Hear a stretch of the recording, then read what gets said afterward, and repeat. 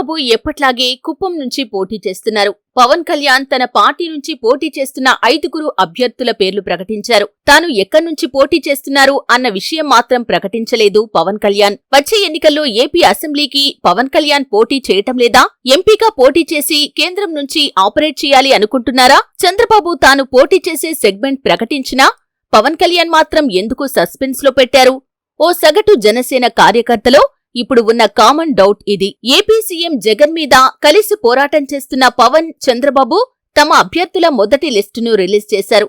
94 స్థానాల్లో టీడీపీ, 24 స్థానాల్లో జనసేన పోటీలోకి దిగుతున్నాయి. పవన్ కళ్యాణ్ ఎక్కడ్నుంచి పోటీ చేస్తున్నారు అన్న విషయం మాత్రం ప్రకటించలేదు. ఈ మౌనం ద్వారా అనేక ఈక్వేషన్స్ బయటకు వస్తున్నాయి. వచ్చే ఎన్నికల్లో పవన్ అసెంబ్లీకి పోటీ చేయటం లేదని కొందరు అంటుంటే, ఏపీలో ఉన్న పరిస్థితి చూస్తే పవన్ సపోర్ట్ లేకుండా చంద్రబాబు గెలవలేడు. కానీ గ్రౌండ్ లెవెల్లో అసెంబ్లీకి నిలబెట్టేంత పెద్ద నాయకులు పవన్ దగ్గర లేరు. దీంతో 24 సీట్లకే పరిమితం కాక తప్పలేదు.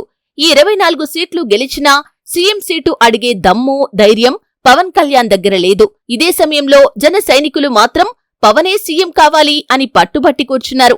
ఒకవేళ జనసేన, టీడీపీ కూటమి గెలిస్తే సీఎం సీటు విషయంలో వివాదం తప్పదు.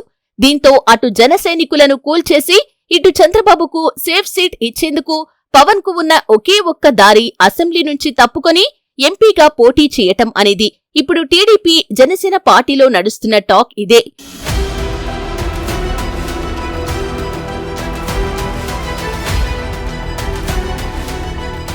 ఇక మోడీ నుంచి పవన్ కు మంచి ఆఫర్ ఉందని, ఎంపీగా గెలిస్తే కేంద్ర మంత్రి పదవి ఇస్తామన్నారని మరో టాక్.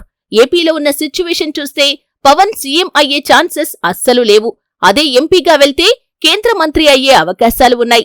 దీంతో సేఫ్ సైడ్ లో పవన్ ఎంపీగా పోటీ చేసే అవకాశాలే ఎక్కువగా ఉన్నాయనేది మరికొందరు అంటున్నారు.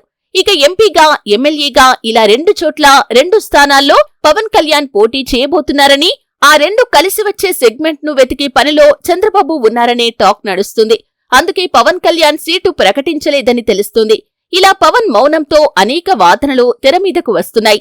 ఈ వాదనలు ఎలా ఉన్నా పవన్ కళ్యాణ్ చేసిన ఈ పనికి జన సైనికులు మాత్రం చాలా కన్ఫ్యూజ్ అవుతున్నారు, పిచ్చెక్కిపోతున్నారు.